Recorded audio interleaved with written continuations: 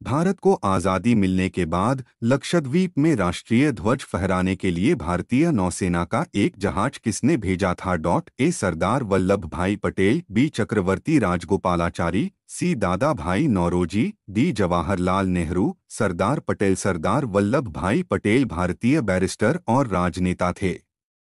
वे भारत के स्वाधीनता संग्राम के दौरान भारतीय राष्ट्रीय कांग्रेस के नेताओं में से एक थे।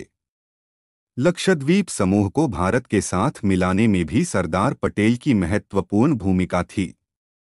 इस क्षेत्र के लोग देश की मुख्यधारा से कटे हुए थे और उन्हें भारत की आज़ादी की जानकारी 15 अगस्त 1947 के बाद मिली।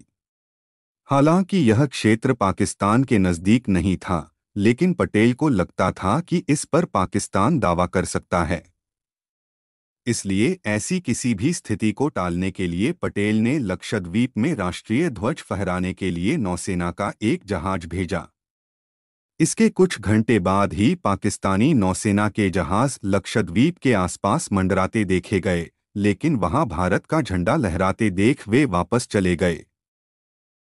बाल दिवस मनाने की सर्वप्रथम घोषणा कब हुई? A 1954, B 1950, C 1925, D 1947। Children's day. Bharat में यह दिन स्वतंत्र भारत के पहले प्रधानमंत्री पंडित जवाहरलाल नेहरू के जन्मदिन 14 नवंबर को मनाया जाता है। कहा जाता है कि पंडित नेहरू बच्चों से बेहद प्यार करते थे, इसलिए बाल दिवस मनाने के लिए उनका जन्मदिन चुना गया।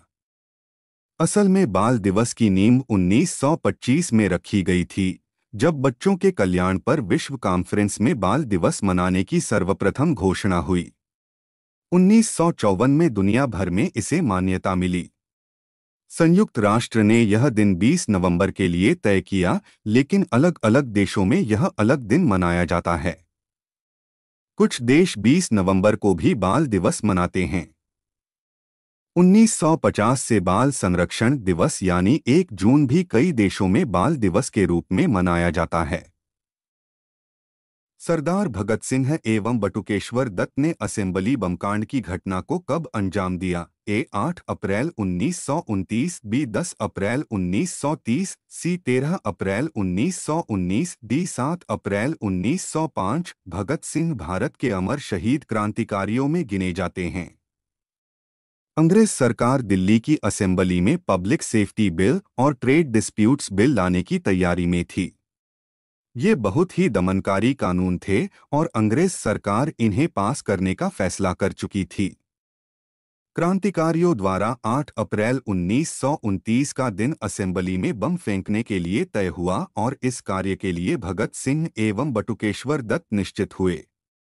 यह भी तय हुआ कि जब वायसराय पब्लिक सेफ्टी बिल को कानून बनाने के लिए प्रस्तुत करे, ठीक उसी समय धमाका किया जाए, और ऐसा ही किया भी गया। जैसे ही बिल संबंधी घोषणा की गई तभी भगत सिंह ने बम फेंका था। दोस्तों, इस तरह की वीडियो देखने के लिए हमारे चैनल को लाइक और सब्सक्राइब जरूर करें। Thank you.